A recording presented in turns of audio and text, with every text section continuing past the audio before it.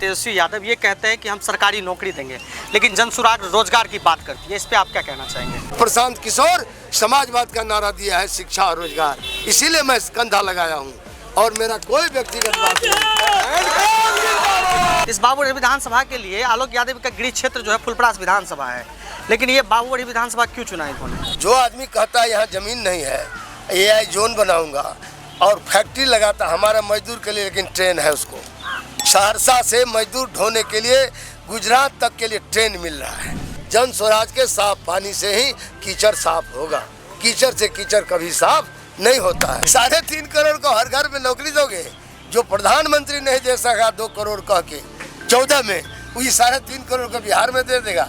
ये सब खाली फैलाव है। मिथिलांचल का विकास तब होगा जब हाई लेवल डैम बनाने के लिए भारत सरकार नेपाल से वार्ता करे। इसके लिए 2002 में और 2006 में मैंने दिल्ली में प्रदर्शन किया था जंतर मंतर पर, लाठी चार्ज भी हुआ, देख सकते हैं लाठी लगा हुआ, पार्लियामेंट के मेंबर थे तब भी। जब ये कमजोर होता है बड़का भाई तो छोटका भाई को बुला के सरकार में रख लेता है, और छोटका भाई देखता है बड़का भाई कमजोर है तो उनको बुला के डिप्टी चीफ मिनिस्टर बना देता है। दोनों का दोस्ती किसी को पता नहीं है, लेकिन हमको पता है, क्योंकि हम 77 में MLA हो गए थे, जननायक कर्पूरी ठाकुर के लिए इस्तीफा दिए थे। दोस्तों नमस्कार, मेरा नाम मनीष सिंह, आप देख रहे थे सोशल स्कोप। मैं अभी बाबूगढ़ विधानसभा में हूँ और यहाँ पे प्रशांत किशोर का रोड शो होने वाला है, जो अभी फुलपरास विधानसभा होते हुए झंझारपुर गए थे और झंझारपुर से बाबूगढ़ विधानसभा में प्रवेश करने वाले हैं। प्रवेश पॉइंट पे यहाँ इनके नेतागण हैं, कुछ जनता भी है यहाँ पे।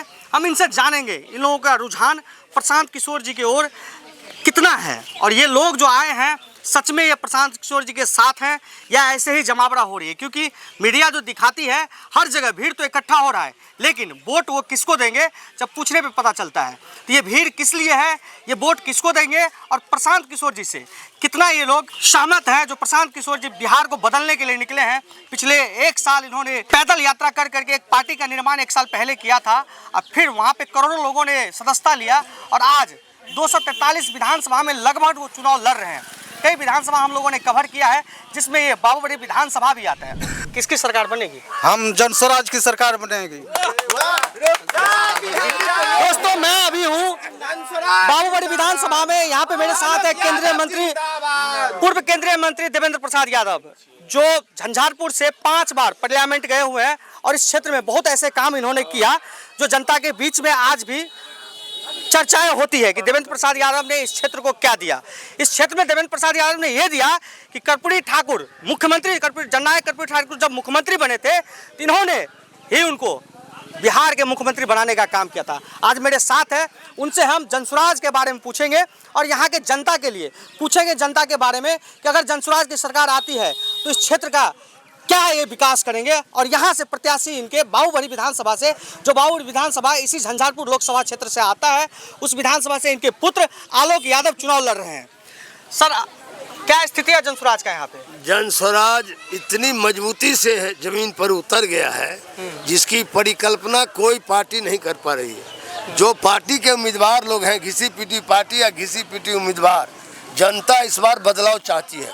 जनता का पूरा ब्याज, क्योंकि सरकार तो बदलती रहती है, राज बदलता है, रिवाज सरकार का नहीं बदल रहा है। चाहे भ्रष्टाचार वाला हो, चाहे शिक्षा को बदहाली वाला हो, चाहे बेरोजगारी का मामला हो, चाहे पलायन का समस्या हो, इन सभी मुद्दा को जन स्वराज नहीं उठाया, बड़ी मजबूती से उठाया। आज नौजवान और सभी वर्ग के लोग, महिलाएं हो, नौजवान हो, सभी बिरादरी के लोग आज जन स्वराज का जो विजन है उसके साथ खड़ा है। खड़ा इसलिए भी है कि आज तक बदलाव, सामाजिक व्यवस्था परिवर्तन नहीं हुआ, इसलिए भी लोग जनस्वराज के साथ हैं। जनस्वराज का कहना है कि सबसे ज़्यादा जोर देंगे हम रोजगार और शिक्षा पर। इसीलिए शिक्षा, जब बदहाली खत्म होगा शिक्षा का, तो गरीबी दूर होगा।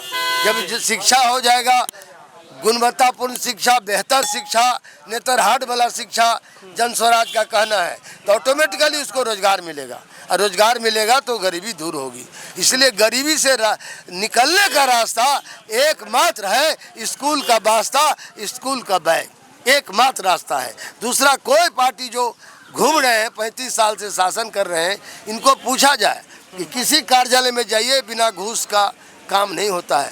घूस देने वाले को भी डर नहीं है और घूस लेने वाले को भी कोई डर नहीं है। पूरी तरह व्यवस्था बुराई से बुराई की लड़ाई बिहार में चल रही है।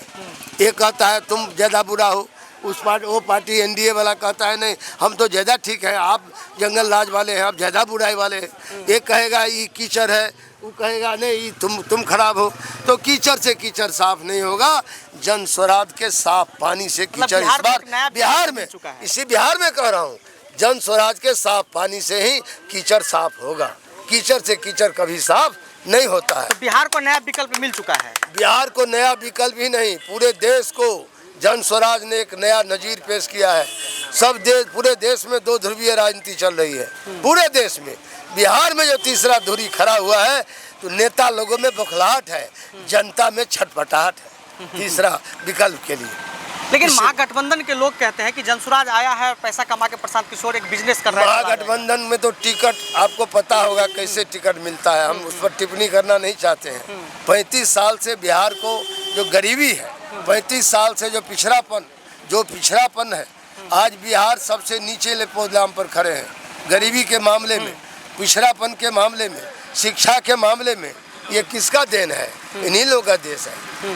पैसा की बात तो उनको करना नहीं चाहिए, क्योंकि जन स्वराज ने साफ कह दिया है कि इन लोगों ने ही हमको मदद किया था। जहां हम कंधा लगाए वो लोगों ने मदद किया है। ये लोग कहां से पैसा ला रहा है ये बताना पड़ेगा। हेलीकॉप्टर कहां से उड़ रहा है?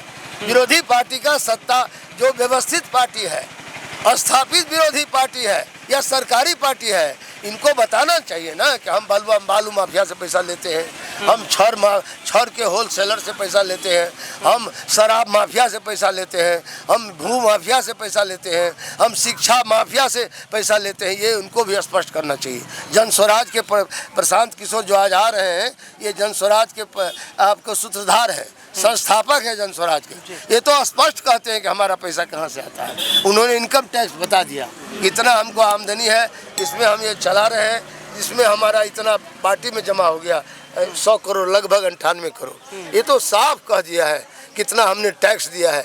इन लोगों को हिम्मत है किसी पार्टी को तो बताए कितना ब्लैक मनी रखे हुए है। जन स्वराज के पास जो भी साधन है वो व्हाइट मनी है, व्हाइट। महागठबंधन के जो प्रत्याशी, मुख्यमंत्री प्रत्याशी हैं तेजस्वी यादव, ये कहते हैं कि हम सरकारी नौकरी देंगे, लेकिन जन स्वराज रोजगार की बात करती है। इस पे आप क्या कहना चाहेंगे? अब हम तो उस बच्चे पर कोई टिप्पणी नहीं करना चाहते हैं। जो लड़का अभी सीख रहा है, चल रहा है, इनके पिताजी पर कुछ बोलिए तो हम बोल सकते हैं। अच्छा। लड़के बच्चे पर हम कोई टिप्पणी नहीं करना चाहते। सारे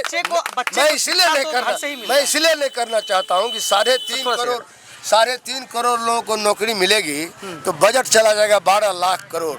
बजट है बिहार का, हमसे पूछना नहीं चाहिए आपको। बच्चे पर मैं नहीं बोलना चाहता हूँ, मैं केवल आरजेडी सर मुख्यमंत्री के प्रत्याशी आरजेडी महागठबंधन के अब है कि नहीं है तो वक्त बता देगा।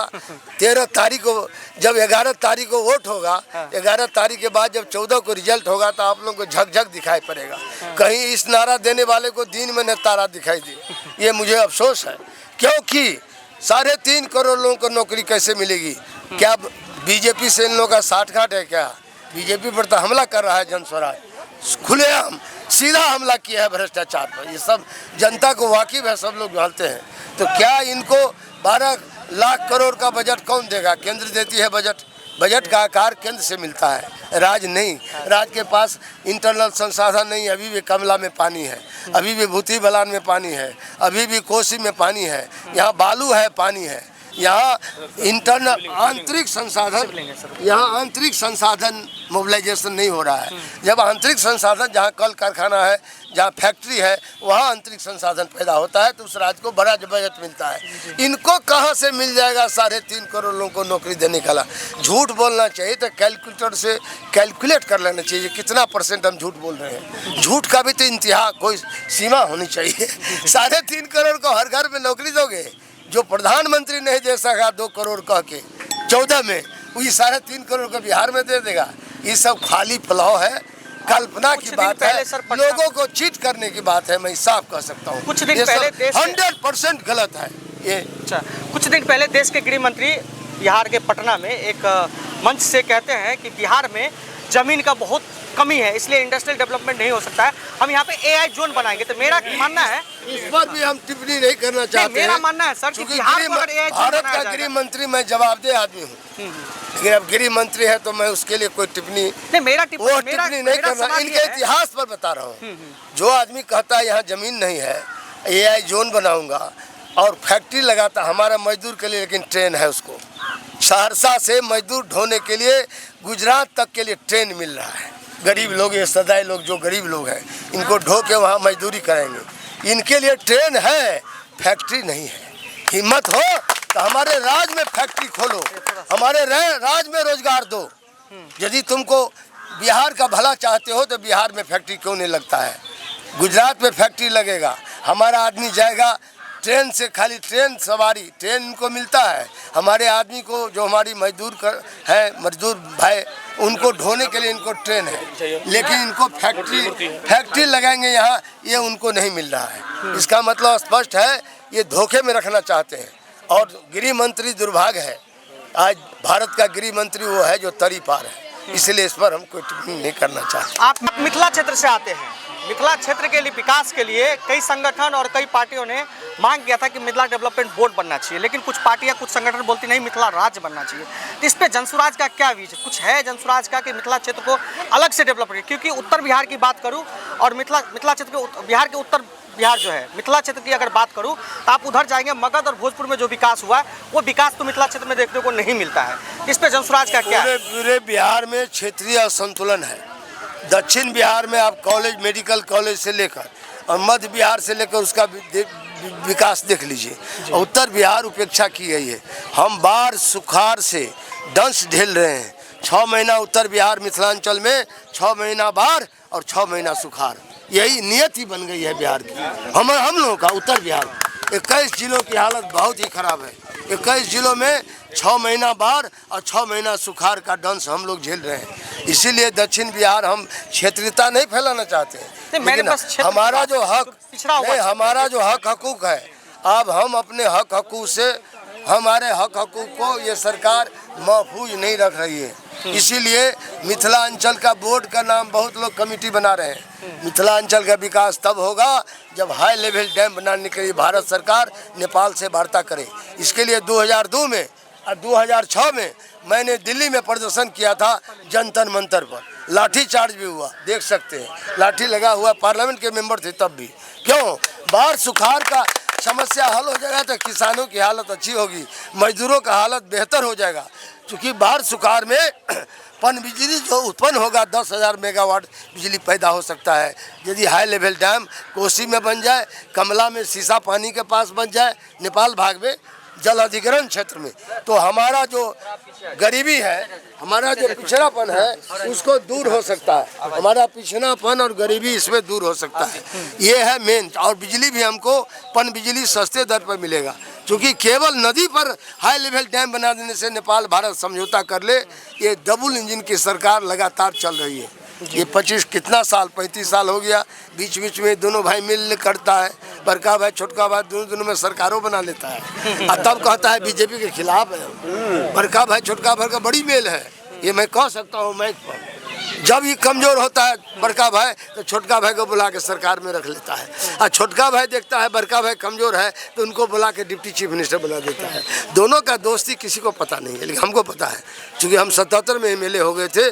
जननायक कर्पूरी ठाकुर के लिए इस्तीफा दिए थे। हमसे 1 घंटा का सीनियर नहीं। जो नेता लोग क्षितिज पर दिखाई दे रहे हैं, नीतीश बाबू तो 8 साल बाद आए थे 85 में, लालू जी लेकिन 77 में जीत गए थे जब मैं जीता था MLA में। तो आपको हमारा उम्र 5 साल उनसे कम है। राजनीति का अनुभव और राजनीति का जो है संसदीय जीवन, उसमें कोई हम जूनियर नहीं है। लेकिन हम कहना चाहते हैं, आज मैं ये उत्तर बिहार की बात आप बहुत करते हैं। उत्तर बिहार में अफसोस है, उत्तर बिहार एक बार मैंने जरूर कर्पूरी ठाकुर जी को मुख्यमंत्री बनाया था। जब मैं बिहार फुलपरास से MLA हुआ था तो मैंने इस्तीफा दे दिया था। कर्पूरी ठाकुर जी ने 5 एकड़ जमीन का मालगुजारी गरीबों का माफ़ किया था। कर्पूरी ठाकुर जी ने मैट्रिक तक का फीस माफ़ किया था विद्यार्थियों को, छात्रों का। प्रशांत किशोर समाजवाद का नारा दिया है, शिक्षा और रोजगार, इसीलिए मैं कंधा लगाया हूँ और मेरा कोई व्यक्तिगत बात नहीं।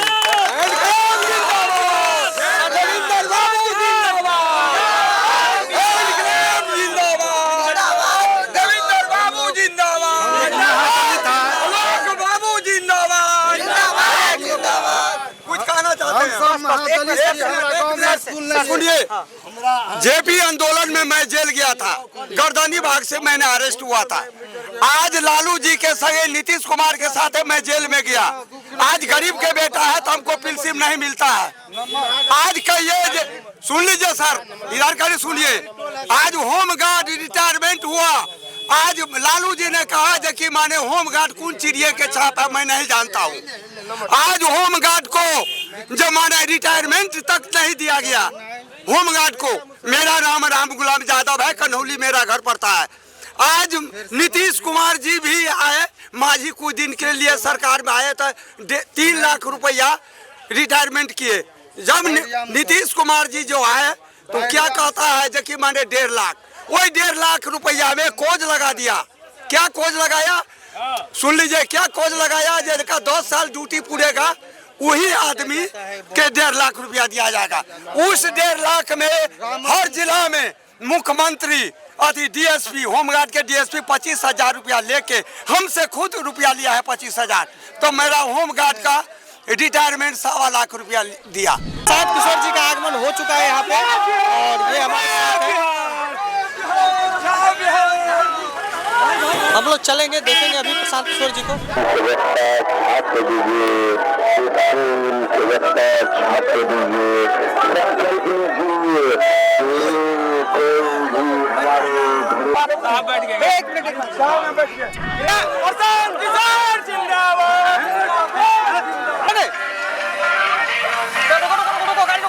अब देखना है पूर्व केंद्रीय मंत्री देवेंद्र प्रसाद यादव के बेटे आलोक यादव यहां से जनसुराज के लिए कितना वोट प्राप्त करके विजय प्राप्त करते हैं और या क्या होता है, ये देखने वाला मुकाबला होगा। क्योंकि इसी विधानसभा से यहाँ के जो मधुबनी जिला अध्यक्षा बिंदु गुलाब है, उन्होंने भी नॉमिनेशन करवाई थी, फिर से वापस ले ली। लेकिन बिंदु गुलाब यादव के पिताजी गुलाब यादव बोले थे कि मैं नॉमिनेशन करवा लिया, वापस नहीं लूंगा। लेकिन बाबूबड़ी विधानसभा से उन्होंने नॉमिनेशन वापस ले लिया महागठबंधन से।